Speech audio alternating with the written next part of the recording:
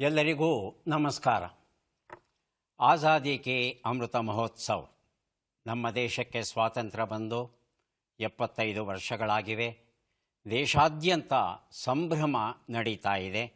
ಈ ಒಂದು ಹಿನ್ನೆಲೆಯಲ್ಲಿ ನಮ್ಮ ದೇಶ, ನಮ್ಮ ಸಂಸ್ಕೃತಿ, ನಮ್ಮ ಬದುಕಿನ ಬಗ್ಗೆ ಒಂದಷ್ಟು ಮಾಹಿತಿಯನ್ನು ತಿಳಿದುಕೊಳ್ಳುವ ವಿಶೇಷ ಕ್ವಿಜ್ ಕಾರ್ಯಕ್ರಮ ನಡೆಸ್ತಾ ಇದ್ದೇವೆ.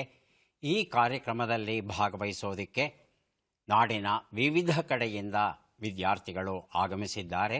ಅವರ ಪರಿಚಯ ಮಾಡಿಕೊಂಡು ಕಾರ್ಯಕ್ರಮ ಮುಂದುವರಿಸೋಣ. ಇಂದಿನ ಕಾರ್ಯಕ್ರಮದ ಮೊದಲ ಸ್ಪರ್ಧಿ. ನಮಸ್ಕಾರಗಳು. ನಾನು ಚಿತ್ತರಂಜನ್ ಅಂತ ಕೇರಳದ ಕಾಸರಗೋಡಿನಿಂದ ಬಂದಿದ್ದೇನೆ. ಕಾಸರಗೋಡಿನ ಪೆರಡಾಲದ ಕಯ್ಯಾರ ಕಿಞಣ್ಣರಯ್ಯವರು ಅಧ್ಯಾಪಕರಾಗಿದ್ದಂತಹ ನವಜೀವನ ಪ್ರೌಢಶಾಲೆಯಲ್ಲಿ 9ನೇ ತರಗತಿಯಲ್ಲಿ ಕಲಿತಾ ಇದ್ದೇನೆ. ನನ್ನ ತಂದೆ ಹರೀಶ್ ಕುಮಾರ್ ಅಂತ, ತಾಯಿ ಜ್ಯೋತ್ಸ್ನಾ ಅಂತ. ನನ್ನ ಹವ್ಯಾಸಗಳು ಯಕ್ಷಗಾನ, ಕರಾಟೆ, ಮೃದಂಗ ಇತ್ಯಾದಿಗಳು. ಧನ್ಯವಾದಗಳು. ಬದುಕಲ್ಲಿ ಏನಾಗಬೇಕು ಅಂತ ಆಸೆ ಚಿತ್ತರಂಜನ್? ನಾನು ದೇಶದ ಸೇವೆ ಸಲ್ಲಿಸುವುದಕ್ಕಾಗಿ ದೇಶದ ಸೈನಿಕನಾಗಬೇಕು ಅಂತ ಆಸೆ. ತುಂಬ ಸಂತೋಷ ಚಿತ್ತರಂಜನ್. ಸೈನಿಕನಾಗಬೇಕು ಅನ್ನೋ ಒಂದು ಮಹದಾಸೆಯನ್ನು ಇಟ್ಕೊಂಡಿದ್ದೀರಿ. ತಮ್ಮ ಆಸೆ ಈಡೇರಲಿ. ಕಾರ್ಯಕ್ರಮಕ್ಕೆ ಸ್ವಾಗತ. ತಮಗೆ ಮುಂದಿನ ಸ್ಪರ್ಧಿ. ಎಲ್ರಿಗೂ ನಮಸ್ಕಾರ. ನನ್ನ ಹೆಸರು ಯಶ್ಮಿತಾ. ನಾನು ಕ್ಲೂನಿ ಕಾನ್ವೆಂಟ್ ಪ್ರೌಢಶಾಲೆಯಲ್ಲಿ ಓದುತ್ತಿದ್ದೇನೆ. ನಾನು 10ನೇ ತರಗತಿಯಲ್ಲಿ ಓದುತ್ತಿದ್ದೇನೆ. ನನ್ನ ಹವ್ಯಾಸಗಳು ಹಾಡುವುದು, ನೃತ್ಯ ಮಾಡುವುದು. ಏನಾಗಬೇಕು ಅಂತ ಆಸೆ ಯಶ್ಮಿತಾ? ಪೈಲಟ್ ಆಗಬೇಕು ಅಂತ ಆಸೆ. ತುಂಬ ಸಂತೋಷ ಮಗಳೇ, ಆಗಲಿ, ಹಾಗೆ ಆಗಲಿ. ಮುಂದಿನ ಸ್ಪರ್ಧಿ. ಎಲ್ಲರಿಗೂ ನಮಸ್ಕಾರಗಳು. ನನ್ನ ಹೆಸರು ಪ್ರಹ್ಲಾದ ಮೂರ್ತಿ ಕಡಂದಲೆ. ನಾನು ರೋಟರಿ ಪ್ರೌಢಶಾಲೆ ಮೂಡಬಿದಿರೆಯಲ್ಲಿ 9ನೇ ತರಗತಿಯಲ್ಲಿ ಓದುತ್ತಿದ್ದೇನೆ. ನನ್ನ ಹವ್ಯಾಸಗಳು ಯಕ್ಷಗಾನದಲ್ಲಿ ಪಾತ್ರ ನಿರ್ವಹಿಸುವುದು ಹಾಗೂ ಅರ್ಥ ಹೇಳುವುದು. ಧನ್ಯವಾದಗಳು. ತುಂಬ ಸಂತೋಷ ಪ್ರಹ್ಲಾದ್. ಬದುಕಿನ ಗುರಿ ಏನು? ಸಂಸ್ಕೃತ ಪ್ರಾಧ್ಯಾಪಕನಾಗಬೇಕು ಅಂತಿದ್ದೇನೆ. ಸಂಸ್ಕೃತ ಪ್ರಾಧ್ಯಾಪಕನಾಗಬೇಕು ಅಂತ. ಬಹಳ ಸಂತೋಷ, ಶುಭವಾಗಲಿ. ಮೂವರು ಸಿದ್ಧವಾಗಿದ್ದರೆ ಕಾರ್ಯಕ್ರಮ ಆರಂಭಿಸೋಣ. ಮೊದಲಿಗೆ ನಿಯಮಗಳನ್ನು ಒಮ್ಮೆ ನೋಡಿಬಿಡೋಣ. ಒಟ್ಟು 10 ಪ್ರಶ್ನೆಗಳು. ಮೊದಲು ಬಜರ್ ಒತ್ತಿದವರಿಗೆ ಉತ್ತರ ನೀಡುವ ಅವಕಾಶ. ಪ್ರತಿ ಸರಿ ಉತ್ತರಕ್ಕೆ ಒಂದು ಪುಸ್ತಕ ಬಹುಮಾನ. ಆಯ್ಕೆಗಳು ಬರುವ ಮೊದಲೇ ಬಜರ್ ಒತ್ತಿ ಸರಿ ಉತ್ತರ ನೀಡ 2 ಪುಸ್ತಕ ಬಹುಮಾನ. 100 ಅಂಕ ಗಳಿಸಿದವರಿಗೆ ಒಂದು ವಿಶೇಷ ಪುಸ್ತಕ ಬಹುಮಾನವಾಗಿ ದೊರೆಯುತ್ತೆ. ನಕಾರಾತ್ಮಕ ತಂತ್ರಗಳಿಗೆ ಅವಕಾಶವಿಲ್ಲ. ಕಾರ್ಯಕ್ರಮದ ಮೊದಲ ಪುಸ್ತಕ, ಮೊದಲ ಪ್ರಶ್ನೆಯನ್ನು ನೋಡೋಣ. ಶ್ರೀ ಸ್ವಾಮಿ ವಿವೇಕಾನಂದ ಕಥಾಮೃತ, ಮಾಧವ ಹ ರಾಯಚೂರು ಬರೆದಿರ್ತಕ್ಕಂಥ ಪುಸ್ತಕ. ನಮ್ಮ ಮೊದಲ ಪ್ರಶ್ನೆ. ಇತ್ತೀಚಿನ ಅಧ್ಯಯನಗಳ ಅನ್ವಯ ಭಾರತದಲ್ಲಿ ಆಧುನಿಕ ಮಾನವನು ಹೋಮೋಸೆಪಿಯನ್ಸ್ ಎಷ್ಟು ವರ್ಷಗಳ ಹಿಂದೆ ವಾಸಿಸುತ್ತಿದ್ದನು ಎನ್ನಲಾಗಿದೆ. ಇದಕ್ಕೆ ಆಧಾರ ಏನು ಅನ್ನೋದನ್ನು ತಿಳ್ಕೋಬೇಕಾಗಿದೆ. ಆಯ್ಕೆಗಳನ್ನು ನೋಡೋಣ. ಸುಮಾರು 50,000 ವರ್ಷಗಳು, ಸುಮಾರು 25,000 ವರ್ಷಗಳು, ಸುಮಾರು 1,00,000 ವರ್ಷಗಳು, ಸುಮಾರು 75,000 ವರ್ಷಗಳು. ಮೊದಲಿಗೆ ಚಿತ್ತರಂಜನ್, ಆನಂತರ ಪ್ರಹ್ಲಾದ. ಆಯ್ಕೆ 2. ಆಯ್ಕೆ 2 25,000 ವರ್ಷಗಳು. ಪ್ರಹ್ಲಾದ. ಆಯ್ಕೆ 3. ಆಯ್ಕೆ 3 1,00,000 ವರ್ಷಗಳು. ಸರಿಯಾದ ಉತ್ತರವನ್ನು ನೋಡೋಣ. ಸರಿಯಾದ ಉತ್ತರ 75,000 ವರ್ಷಗಳು. ಇಂದಿಗೆ 75,000 ವರ್ಷಗಳ ಹಿಂದೆ ಇಂದಿನ ಇಂಡೋನೇಷಿಯಾ ಸುಮಾತ್ರಾದಲ್ಲಿ ಟೋಬಾ ಅಂತ ಒಂದು ಪ್ರದೇಶ, ಅಲ್ಲಿ ಬಹುದೊಡ್ಡ ಅಗ್ನಿಪರ್ವತ, ಅದು ಸಿಡೀತಂತೆ. ಅಲ್ಲಿಂದ ಬಂದಂಥ ಹೊಗೆ ಭೂಮಿಯ ಅರ್ಧ ಭಾಗವನ್ನು ಆವರಿಸ್ತು. ಆ ಹೊಗೆ ಎಲ್ಲ ಕಡಿಮೆಯಾಗಲಿಕ್ಕೆ ಸುಮಾರು 10,000 ವರ್ಷಗಳು ಬೇಕಾಯಿತು. ಇಡೀ ಭಾರತ ಹೊಗೆಯಿಂದ ತುಂಬಿ ಹೋಗಿತ್ತು. ಮುಂದಿನ ಪುಸ್ತಕ ಮತ್ತು ಪ್ರಶ್ನೆ. ಸಾಮಾನ್ಯರಾಗಬೇಡಿ, ಶ್ರೇಷ್ಠರಾಗಿ. ಎಚ್ ಶಾಂತರಾಜ ಐತಾಳ ಬರೆದಂಥ ಪುಸ್ತಕ. ನಮ್ಮ ಪ್ರಶ್ನೆ. ಬುದ್ಧ ಎನ್ನುವ ಶಬ್ದದ ಅರ್ಥವೇನು? ಆಯ್ಕೆಗಳನ್ನು ನೋಡೋಣ. ಧಾರ್ಮಿಕ ಮುಖ್ಯಸ್ಥರು, ಜ್ಞಾನೋದಯವಾದವನು, ಮಹಾಜ್ಞಾನಿ, ಎಲ್ಲವನ್ನೂ ತಿಳಿದವನು. ಮೊದಲಿಗೆ ಪ್ರಹ್ಲಾದ, ಆನಂತರ ಚಿತ್ತರಂಜನ್. ಜ್ಞಾನೋದಯವಾದವನು. ಆಯ್ಕೆ 2 ಚಿತ್ತರಂಜನ್. ಆಯ್ಕೆ 1 ಧಾರ್ಮಿಕ ಮುಖ್ಯಸ್ಥರು. ಉತ್ತರವನ್ನು ನೋಡೋಣ. ಜ್ಞಾನೋದಯವಾದವನು ಅನ್ನೋದು ಸರಿಯಾದ ಉತ್ತರ. ಪ್ರಹ್ಲಾದ ಈ ಉತ್ತರವನ್ನು ಕೊಟ್ಟಿದ್ದಾರೆ. ಸಾಮಾನ್ಯರಾಗಬೇಡಿ, ಶ್ರೇಷ್ಠರಾಗಿ ಈ ಪುಸ್ತಕವನ್ನು ಅವರಿಗೆ ಕೊಟ್ಟಿದ್ದೇವೆ. ಬುದ್ಧ ಅನ್ನೋದು ಆತನ ಮೂಲ ಹೆಸರಲ್ಲ. ಸಿದ್ಧಾರ್ಥ ಗೌತಮ ಅನ್ನೋದು ಆತನ ಮೂಲ ಹೆಸರು. ಬೋಧಿ ವೃಕ್ಷದ ಕೆಳಗೆ ಆತನಿಗೆ ಜ್ಞಾನೋದಯವಾಯಿತು ಅನ್ನೋದನ್ನು ನಮ್ಮ ಪಠ್ಯಗಳಲ್ಲಿ ನಾವು ಓದಿದ್ದೇವೆ. ವಾಸ್ತವದಲ್ಲಿ ಜ್ಞಾನೋದಯ ಆಯಿತು ಅಂದರೆ ಏನಾಯಿತು ಅನ್ನೋ ಪ್ರಶ್ನೆ ನಮ್ಮ ಮನಸ್ಸಲ್ಲಿ ಹುಟ್ಟುತ್ತೆ. ಆತನಿಗೆ ಬದುಕಿನ ಕೆಲವು ಸತ್ಯಗಳು ಗೊತ್ತಾಗುತ್ತಂತೆ. ತನ್ನ ಹಿಂದಿನ ಜನ್ಮಗಳ ಬಗ್ಗೆ ಅರಿವು ಬರುತ್ತಂತೆ ಗೌತಮ ಬುದ್ಧನಿಗೆ. ಕರ್ಮ ಮತ್ತು ಪುನರ್ಜನ್ಮ ಅಂದರೆ ಏನು ಎನ್ನುವುದರ ಅರ್ಥ ಆತನಿಗೆ ಹೊಳೆಯುತ್ತಂತೆ. ಹಾಗೆಯೇ 4 ಪರಮ ಸತ್ಯಗಳ ಬಗ್ಗೆ ತಿಳಿವು ಉಂಟಾಗುತ್ತಂತೆ. ಈ 3 ತಿಳಿವು ಗೊತ್ತಾದಕ್ಕೆ ಆತನಿಗೆ ಜ್ಞಾನೋದಯವಾಯಿತು ಅಂತ ಹೇಳ್ತಾರೆ. ಈ 4 ಪರಮ ಸತ್ಯಗಳು ಅನ್ನೋದು ಏನಿದೆ, 3ನೇದು ಅದು ದುಃಖ ಎನ್ನುವುದು ಸಂಸಾರದ ಅವಿಭಾಜ್ಯ ಅಂಗ. ಆಸೆಯೇ ದುಃಖಕ್ಕೆ ಮೂಲ. ಆಸೆಯನ್ನು ತ್ಯಜಿಸೋದರಿಂದ ದುಃಖ ನಿವಾರಣೆಯಾಗುತ್ತೆ. ಅಷ್ಟ ಮಾರ್ಗಗಳ ಪರಿಪಾಲನೆ ಮಾಡಬೇಕು. ಇದಿಷ್ಟು ಬುದ್ಧನಿಗೆ ಹೊಳೆಯುತ್ತಂತೆ. ಆ ಹೊಳಹು ಕಂಡ ಕ್ಷಣ ಏನಿದೆ ಅದನ್ನು ಜ್ಞಾನೋದಯ ಅಂತ ನಾವು ಕರೀತೇವೆ. ಮುಂದಿನ ಪುಸ್ತಕ ಜೀವಲೋಕದ ವಿಸ್ಮಯಕಾರಿ ಪ್ರಾಣಿಗಳು ಹಾವುಗಳು. ಡಾಕ್ಟರ್ ಎಚ್.ಎಸ್. ನಿರಂಜನ ಆರಾಧ್ಯ ಬರೆದಂಥ ಪುಸ್ತಕ. ನಮ್ಮ ಪ್ರಶ್ನೆ ಈಗ ಬಂತು. ಭಾರತದ ಯಾವ ಕಣಿವೆಯಲ್ಲಿ ಪ್ರಾಚೀನ ಶಿಲಾಯುಗ, ಮಧ್ಯಶಿಲಾಯುಗ ಹಾಗೂ ನವಶಿಲಾಯುಗದ ಸಂಸ್ಕೃತಿಗಳು ಒಂದರ ನಂತರ ಒಂದರ ಮೇಲೆ ಒಂದನ್ನು ನೋಡಬಹುದು? ಇದು ಅಪರೂಪದ ಸ್ಥಳ. ಯಾವುದದು ಅಂತ ತಿಳ್ಕೋಬೇಕಾಗಿದೆ. ಆಯ್ಕೆಗಳನ್ನು ನೋಡೋಣ. ಕಾಶ್ಮೀರ ಕಣಿವೆ, ಕೃಷ್ಣಾ ಕಣಿವೆ, ಬೇಲನ್ ಕಣಿವೆ, ನರ್ಮದಾ ಕಣಿವೆ. ಮೊದಲಿಗೆ ಚಿತ್ತರಂಜನ್, ಆನಂತರ ಪ್ರಹ್ಲಾದ. ಆಯ್ಕೆ 3. ಆಯ್ಕೆ 3 ಬೇಲನ್ ಕಣಿವೆ. ಪ್ರಹ್ಲಾದ ಆಯ್ಕೆ 4 ನರ್ಮದಾ ಕಣಿವೆ. ನರ್ಮದಾ ಕಣಿವೆ. ಉತ್ತರವನ್ನು ನೋಡೋಣ. ಬೇಲನ್ ಕಣಿವೆ ಅನ್ನೋದು ಸರಿಯಾದ ಉತ್ತರ. ಚಿತ್ತರಂಜನ್ ಈ ಒಂದು ಉತ್ತರವನ್ನು ಕೊಟ್ಟಿದ್ದಾರೆ. ಹಾವುಗಳು ಈ ಒಂದು ಪುಸ್ತಕವನ್ನು ಅವರಿಗೆ ಕೊಟ್ಟಿದ್ದೇವೆ. ಈ ಬೇಲನ್ ಕಣಿವೆ ಅನ್ನೋದು ಉತ್ತರ ಪ್ರದೇಶದಲ್ಲಿ ಇದೆ. ಗಂಗಾ ನದಿಯ ಉಪನದಿ ತಮಸಾ ನದಿ ಅಂತ ಹರಿಯುತ್ತೆ. ಅಲ್ಲಿ ಉಂಟು ಇಲ್ಲಿ. ಆ ತಮಸಾ ನದಿಗೆ ಇನ್ನೊಂದು ಉಪನದಿ. ಆ ನದಿಯ ಹೆಸರು ಬೇಲನ್ ನದಿ ಅಂತ. ಮುಂದಿನ ಪುಸ್ತಕ ಪ್ರಾಚೀನ ಭಾರತದಲ್ಲಿ ರಸಾಯನ ವಿಜ್ಞಾನ. ಕೈವಾರ ಗೋಪಿನಾಥ್ ಇದನ್ನು ಬರೆದಿದ್ದಾರೆ. ನಮ್ಮ ಪ್ರಶ್ನೆ, ಬುದ್ಧನಿಗೆ ಜ್ಞಾನೋದಯವು ಎಷ್ಟನೆಯ ವಯಸ್ಸಲ್ಲಿ ಉಂಟಾಯಿತು? ಆಯ್ಕೆಗಳನ್ನು ತಿಳ್ಕೊಳ್ಳೋಣ. 35 ವರ್ಷಗಳು, 65 ವರ್ಷಗಳು, 45 ವರ್ಷಗಳು, 55 ವರ್ಷಗಳು. ಮೊದಲಿಗೆ ಬರೆದಿರುತ್ತಿದ್ದಾರೆ ಯಶ್ಮಿತಾ, ಆನಂತರ ಚಿತ್ತರಂಜನ್. ಆಯ್ಕೆ 1. ಆಯ್ಕೆ 1 35 ವರ್ಷಗಳು ಅಂತ ಹೇಳ್ತಾ ಇದ್ದಾರೆ ಚಿತ್ತರಂಜನ್. ಆಯ್ಕೆ 3. ಆಯ್ಕೆ 3 45 ವರ್ಷಗಳು. ಉತ್ತರವನ್ನು ನೋಡೋಣ. 35 ವರ್ಷಗಳು ಸರಿಯಾದ ಉತ್ತರ. ಯಶ್ಮಿತಾ ಈ ಉತ್ತರವನ್ನು ಕೊಟ್ಟಿದ್ದಾರೆ. ರಸಾಯನ ವಿಜ್ಞಾನದ ಪುಸ್ತಕವನ್ನು ಅವರಿಗೆ ಕೊಟ್ಟಿದ್ದೇವೆ. ಬುದ್ಧನಿಗೆ ಜ್ಞಾನೋದಯ ಆಗೋದಕ್ಕೆ ಮೊದಲು 6 ವರ್ಷಗಳ ಕಾಲ ಆತ ಘೋರವಾದ ತಪಸ್ಸನ್ನು ಮಾಡ್ತಾನಂತೆ. ತಾಪಸಿಯ ಜೀವನ ಅಂತ ಹೇಳ್ತಾರೆ. ಉಸಿರಿನ ಮೇಲೆ ನಿಯಂತ್ರಣ, ಉಪವಾಸ, ಚಿತ್ತೈಕಾಗ್ರತೆ ಇದಿಷ್ಟನ್ನು 6 ವರ್ಷಗಳ ಕಾಲ ಮಾಡ್ತಾ ಹೋದಾಗ ಆತನ ಮೈಯಲ್ಲಿದ್ದಂಥ ಸಂಪೂರ್ಣ ಸ್ನಾಯುಗಳು, ಕೊಬ್ಬಿನಾಂಶ ಅಷ್ಟು ಕರಗಿ ಹೋಗುತ್ತೆ. ಮೂಳೆ ಮತ್ತು ಚರ್ಮ ಮಾತ್ರ ಉಳಿಯುತ್ತೆ. ಇಷ್ಟೆಲ್ಲ ಆದರೂ ಬದುಕಿನ ಸತ್ಯ ಏನು ಅನ್ನೋದು ಗೊತ್ತಾಗಲ್ಲ. ಕೊನೆಗೆ ಇದು ಸರಿಯಾದ ಮಾರ್ಗ ಅಲ್ಲ ಅಂತ ಅದನ್ನು ಬಿಟ್ಟ ಮೇಲೆ ಜ್ಞಾನೋದಯ ಆಗುತ್ತೆ ಬುದ್ಧನಿಗೆ. ಬೋಧಿ ವೃಕ್ಷದ ಕೆಳಗೆ ಆಯಿತು ಅಂತ ನಾವೆಲ್ಲ ಓದಿದ್ದೇವೆ. ಸಮ್ಮೇಳನಾಧ್ಯಕ್ಷರ ಭಾಷಣಗಳು ಎನ್ನುವ ಪುಸ್ತಕ. ಸಂಪಾದಕರು ಸಿರಿಗೇರಿ ಎರಿ ಸ್ವಾಮಿ. ನಮ್ಮ ಪ್ರಶ್ನೆಯನ್ನು ನೋಡೋಣ. ಬಿಟ್ಟ ಅಕ್ಷರಗಳನ್ನು ತುಂಬಿ 10 ಮನೆಗಳಿವೆ.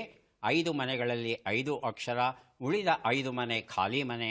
5 ಅಕ್ಷರ ತುಂಬಿ ಪೂರ್ಣ ರೂಪದ ಉತ್ತರ ಕೊಡಿ.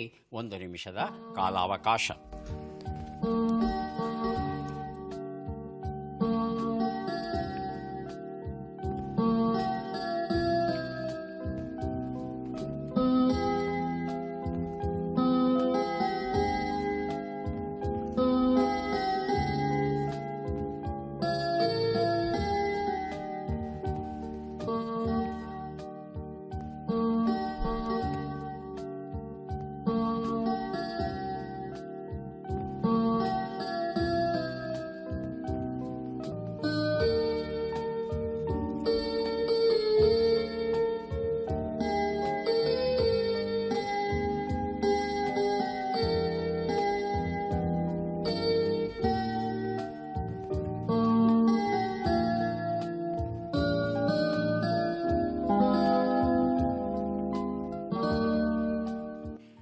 ಒಂದು ನಿಮಿಷದ ಕಾಲಾವಕಾಶ ಮುಕ್ತಾಯ ಆಗಿದೆ. ಇಡೀ ಜಗತ್ತಲ್ಲೇ ಗ್ರಾನೈಟಲ್ಲಿ ಕಟ್ಟಿರುವಂಥ ಅತ್ಯಂತ ದೊಡ್ಡ ದೇವಾಲಯ ಇದು. ದೇವಾಲಯ ಅಂತ ನಾನು ಈಗಾಗಲೇ ಸುಳುಹು ಕೊಟ್ಬಿಟ್ಟಿದ್ದೇನೆ ಮೂವರೆಗೂ. ಯಾರಿಗೂ ಹೊಳಿತು ಬಜರೊತ್ತಿ ಉತ್ತರ ಕೊಡಿ. ಹೇಳಿ. ತಂಜಾವೂರು. ಊರು. ತಂಜಾವೂರಲ್ಲಿ ಏನಿದೆ? ಯಾವ ದೇವಾಲಯ ಇದೆ? ಬೇರೆಯವರು ಒಳ್ಳೆ ಸುಳುಹು ಕೊಟ್ಟಿದ್ದಾನೆ ಪ್ರಹ್ಲಾದ. ಎಲ್ಲ ನಿಮ್ಮ ಪಠ್ಯದ್ದೇ ಮಾಹಿತಿ, ಇದು ವಿಶೇಷವಾದದ್ದಲ್ಲ. ಉತ್ತರವನ್ನು ನೋಡೋಣ. ತಂಜಾವೂರಿನ ಬೃಹದೀಶ್ವರ ದೇವಾಲಯ ಅನ್ನೋದು ಸರಿಯಾದ ಉತ್ತರ ಆಗಿತ್ತು. ಅತ್ಯಂತ ಬೃಹತ್ ಹಾಗೂ ಸುಂದರವಾದ ಗ್ರಾನೈಟ್ ಕಲ್ಲಿಂದ ಕಟ್ಟಿರ್ತಕ್ಕಂಥ ದೇವಾಲಯ. ಬಹುಶಃ ಈ ಪ್ರಮಾಣದ ದೇವಾಲಯ ಗ್ರಾನೈಟಲ್ಲಿ ಕಟ್ಟಿರೋದು ಜಗತ್ತಲ್ಲಿ ಬೇರೆ ಎಲ್ಲೂ ಇಲ್ಲ. ಮುಂದಿನ ಪುಸ್ತಕ ಮತ್ತು ಪ್ರಶ್ನೆಯನ್ನು ನೋಡೋಣ. ಕನ್ನಡದಲ್ಲಿ ವಿಜ್ಞಾನ ಸಾಹಿತ್ಯ ನಿರ್ಮಾಣ ಕೈಪಿಡಿ. ಪ್ರಧಾನ ಸಂಪಾದಕರು TS ನಾಗಾಭರಣ. ನಮ್ಮ ಪ್ರಶ್ನೆ: ಈ ಕೆಳಗಿನ ಲೆಕ್ಕಗಳನ್ನು ಪೂರ್ಣಗೊಳಿಸಿ ಉತ್ತರಗಳನ್ನೆಲ್ಲ ಕೂಡಿ ಅಂತಿಮ ಉತ್ತರದ ಮಹತ್ವ ತಿಳಿಸಿ. ಲೆಕ್ಕಗಳು ಬಂದಿವೆ.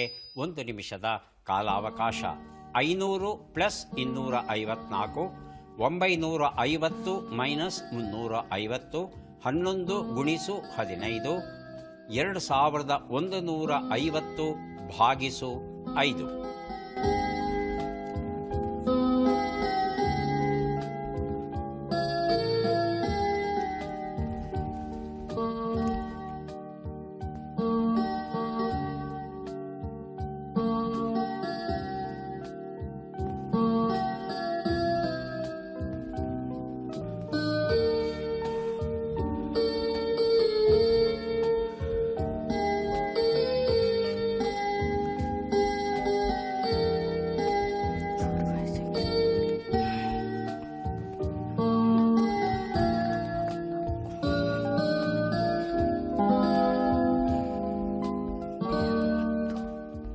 ಒಂದು ನಿಮಿಷದ ಕಾಲಾವಕಾಶ ಮುಕ್ತಾಯ ಆಗಿದೆ.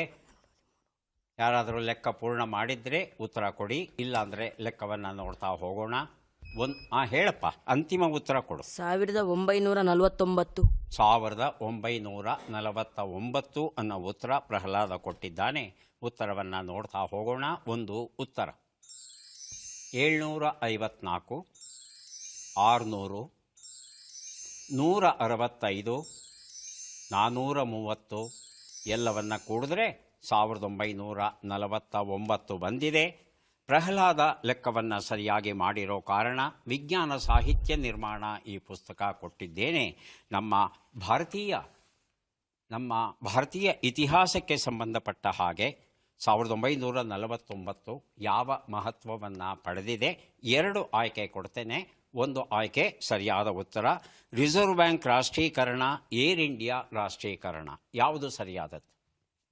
ರಿಸರ್ವ್ ಬ್ಯಾಂಕ್ ರಾಷ್ಟ್ರೀಕರಣ. ರಿಸರ್ವ್ ಬ್ಯಾಂಕ್ ರಾಷ್ಟ್ರೀಕರಣ ಅನ್ನೋದು ಸರಿಯಾದ ಉತ್ತರ. ಹಾಗಾಗಿ ಇನ್ನೂ ಒಂದು ಪುಸ್ತಕ ಪ್ರಹ್ಲಾದ ಅವರಿಗೆ ಕೊಟ್ಟಿದ್ದೇನೆ. ಮುಂದಿನ ಪುಸ್ತಕ ಮತ್ತು ಪ್ರಶ್ನೆ ನಮಗೆ ನಾವೇ ಪರಿಕೀಯರು. ರಮಾನಂದ ಐನಕೈ ಬರೆದಂಥ ಪುಸ್ತಕ ನಮ್ಮ ಪ್ರಶ್ನೆ.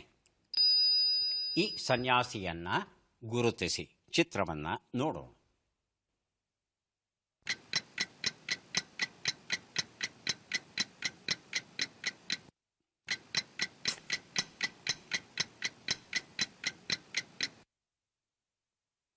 ಆಯ್ಕೆಗಳನ್ನು ನೋಡೋಣ. ಮಕ್ಕಳಿ ಗೋಶಾಲ, ಪಕುಡ ಕಚ್ಚಾಯನ, ಅಜಿತ ಕೇಶಕಂಬಳಿ, ಸಂಜಯ ಬೇಳಂತಿ ಪುತ್ತ. ಮೊದಲಿಗೆ ಚಿತ್ತರಂಜನ್, ಆನಂತರ ಪ್ರಹ್ಲಾದ. ಆಯ್ಕೆ 2. ಆಯ್ಕೆ 2 ಪಕುಡ ಕಚ್ಚಾಯನ ಅಂತ ಹೇಳ್ತಾ ಇದ್ದಾರೆ. ಹೌದಾ ಆಯ್ಕೆ ಪ್ರಹ್ಲಾದ್? 1. ಆಯ್ಕೆ 1. ಆಯ್ಕೆ 1. 1 ಮಕ್ಕಳಿ ಗೋಶಾಲ. ಉತ್ತರವನ್ನು ನೋಡೋಣ. ಮಕ್ಕಳಿ ಗೋಶಾಲ ಅನ್ನೋದು ಸರಿಯಾದ ಉತ್ತರ. ಈ ಉತ್ತರವನ್ನು ಪ್ರಹ್ಲಾದ ಕೊಟ್ಟಿದ್ದಾರೆ. ನಮಗೆ ನಾವೇ ಪರಿಕೀಯರು ಎನ್ನುವ ಈ ಒಂದು ಪುಸ್ತಕವನ್ನು ಅವರಿಗೆ ಕೊಟ್ಟಿದ್ದೇನೆ. ಬುದ್ಧ ಮಹಾವೀರ ಬದುಕಿದ್ದಂಥ ಕಾಲದಲ್ಲೇನೆ ಇವರೆಲ್ಲ ಬದುಕಿದ್ರು. ಈ ಮಕ್ಕಳಿ ಗೋಶಾಲ ಅಂತಕ್ಕಂಥ ಈ ಒಬ್ಬ ಸನ್ಯಾಸಿ ಯಾರಿದ್ದಾರೆ, ಆಜೀವಕರು ಅಂತಕ್ಕಂಥ ಅವ್ರದ್ದು ಒಂದು ಧಾರ್ಮಿಕ ಪಂಥ ಅದನ್ನು ನಡೆಸ್ತಾ ಇದ್ದರು. ಹಾಗೆಯೇ ಅಜಿತ ಕೇಶಕಂಬಳಿ, ಸಂಜಯ ಬೇಳಂತಿ ಪುತ್ತ, ಪಕುಡ ಕಚ್ಚಾಯನ ಇವರೆಲ್ಲರೂ ತಮ್ಮದೇ ಆದ ಧರ್ಮಗಳನ್ನು ಸ್ಥಾಪಿಸಿಕೊಂಡು ಅದನ್ನು ಪ್ರಚಾರ ಮಾಡ್ತಾಯಿದ್ರು. ಆದರೆ ಅವೆಲ್ಲ ಕಾಲಕ್ರಮೇಣ ಮರೆಯಾಗಿ ಹೋಯಿತು. ಬೌದ್ಧ ಧರ್ಮ, ಜೈನ ಧರ್ಮ ಮಾತ್ರ ಇಲ್ಲಿಯವರೆಗೆ ಉಳಿದುಕೊಂಡು ಬಂದಿದೆ. ಮಕ್ಕಳಿ ಗೋಶಾಲ ಬಹಳ ಮುಖ್ಯನಾದಂಥ ವ್ಯಕ್ತಿ. ಮುಂದಿನ ಪುಸ್ತಕ ಮತ್ತು ಪ್ರಶ್ನೆಯನ್ನು ನೋಡೋಣ. ಯುಗಪುರುಷರ ಆಯ್ದ 1200 ನುಡಿ ರತ್ನಗಳು, ಗೌರೀಸುತ ಸಂಪಾದಿಸಿರುವಂಥ ಪುಸ್ತಕ. ಪ್ರಶ್ನೆ: ಈ ಅಕ್ಷರಗಳನ್ನು ಸರಿಯಾಗಿ ಜೋಡಿಸಿ. ಅಕ್ಷರಗಳು ದುಹ್, ದಿ, ಬಿ, ದ, ಖ, ಹ, ನ, ರ. 1 ನಿಮಿಷದ ಅವಕಾಶ.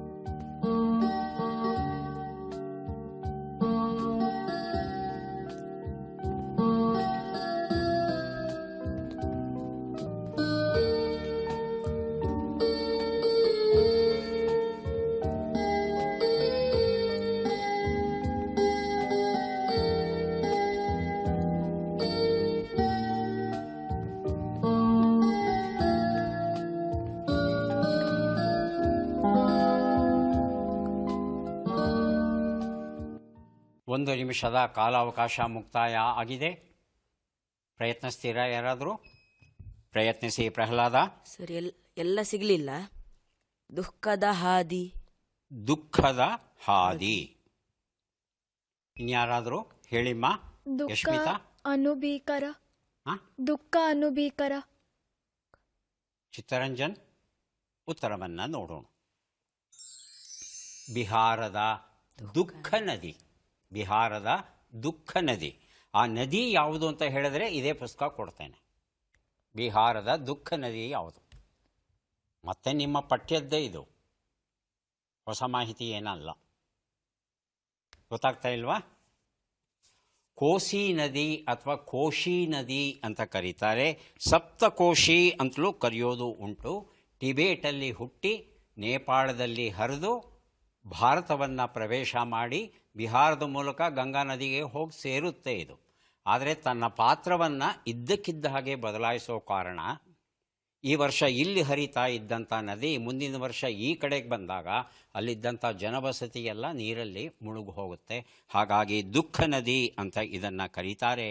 760 ಕಿಲೋಮೀಟರ್ ಉದ್ದ ಇದೆಯಂತೆ.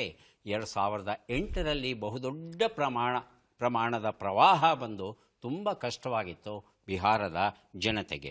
ಈಗ 3 ಪುಸ್ತಕವನ್ನು ಕೊಡೋದಕ್ಕೆ ನಾವು ಸಿದ್ಧವಾಗಿದ್ದೇವೆ. ಪದಬಂಧ ಬಂದಿದೆ. ಸುಳುಹುಗಳನ್ನು ಈಗ ನೋಡೋಣ. ಸುಳುಹುಗಳು: ಆಂಧ್ರ ಪ್ರದೇಶದ ದೇವತೆಗಳ ನಗರ, ಕಾಲ, ವಡೆಯಲ್ಲಿ ಕಪ್ಪೆ ಚಿಪ್ಪು.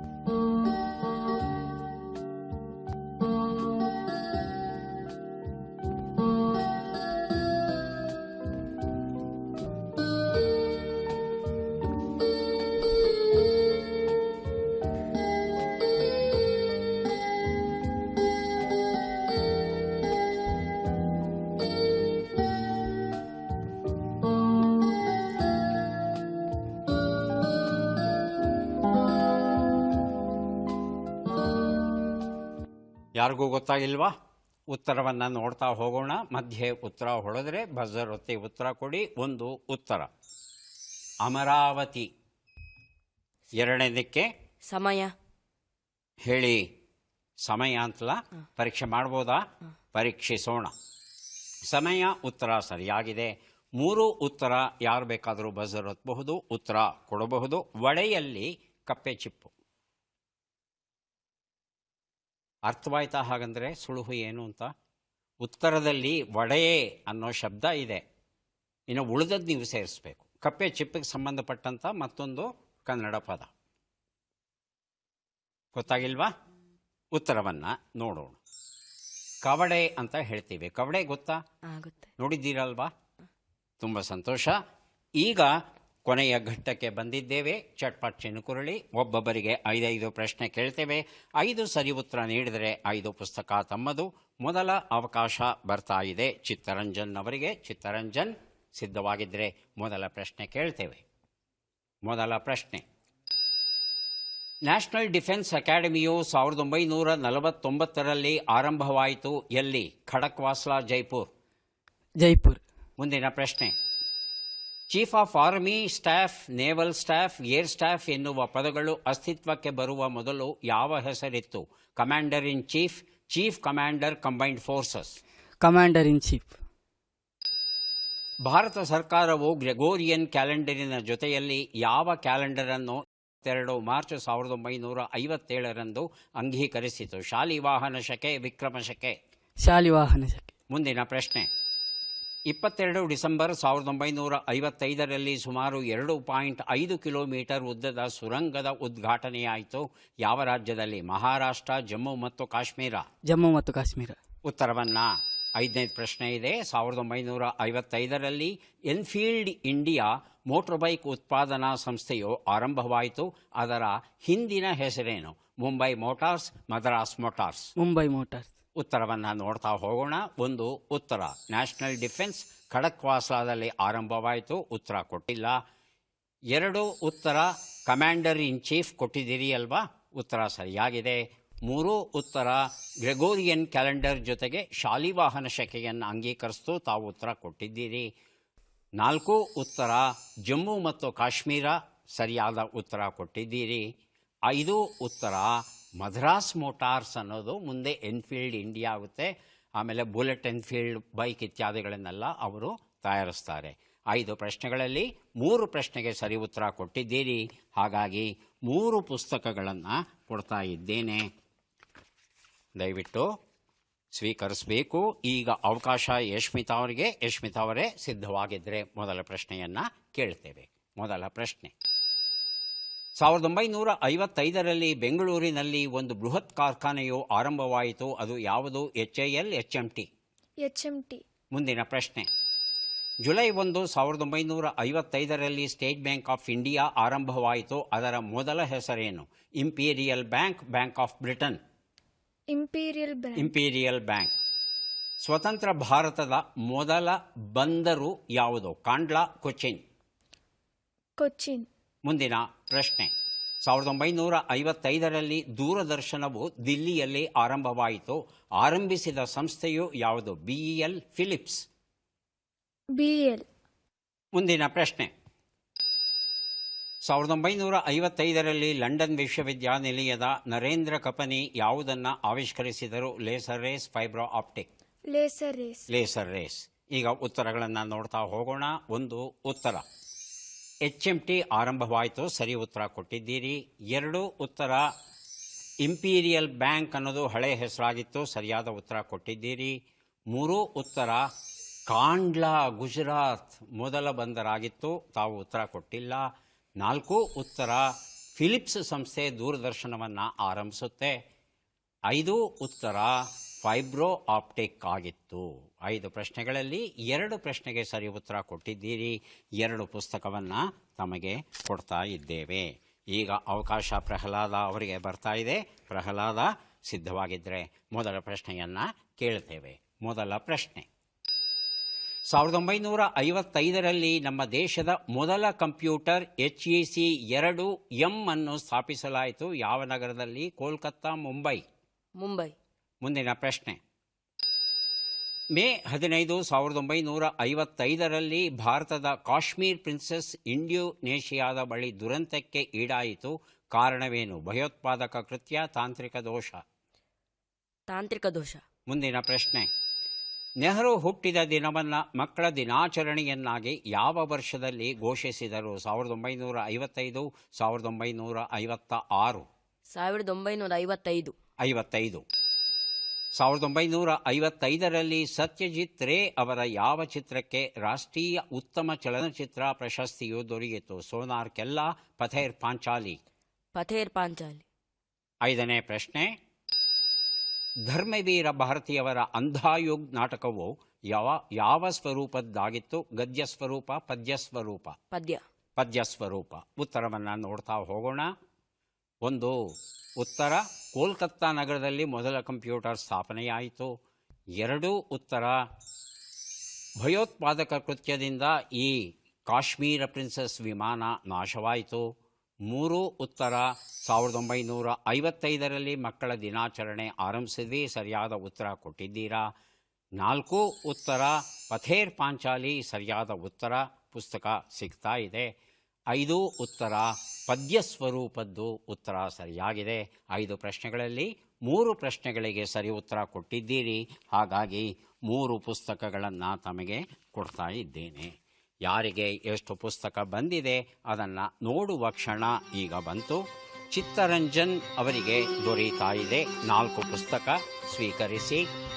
ಕಾರ್ಯಕ್ರಮದಲ್ಲಿ ಭಾಗವಹಿಸಿದ್ದಕ್ಕೆ ತಮಗೆ ಅಭಿನಂದನೆಗಳನ್ನು ಸಲ್ಲಿಸ್ತಾ ಇದ್ದೇವೆ. ಅಭಿನಂದನೆಗಳು.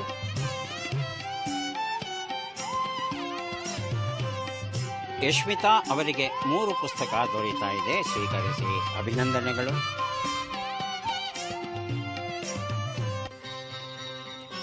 ಪ್ರಹ್ಲಾದ ಅವರಿಗೆ 4 ಪುಸ್ತಕ ತಮಗೆ ದೊರೆಯುತ್ತಾ ಇದೆ. ಸ್ವೀಕರಿಸಿ. ಅಭಿನಂದನೆಗಳು.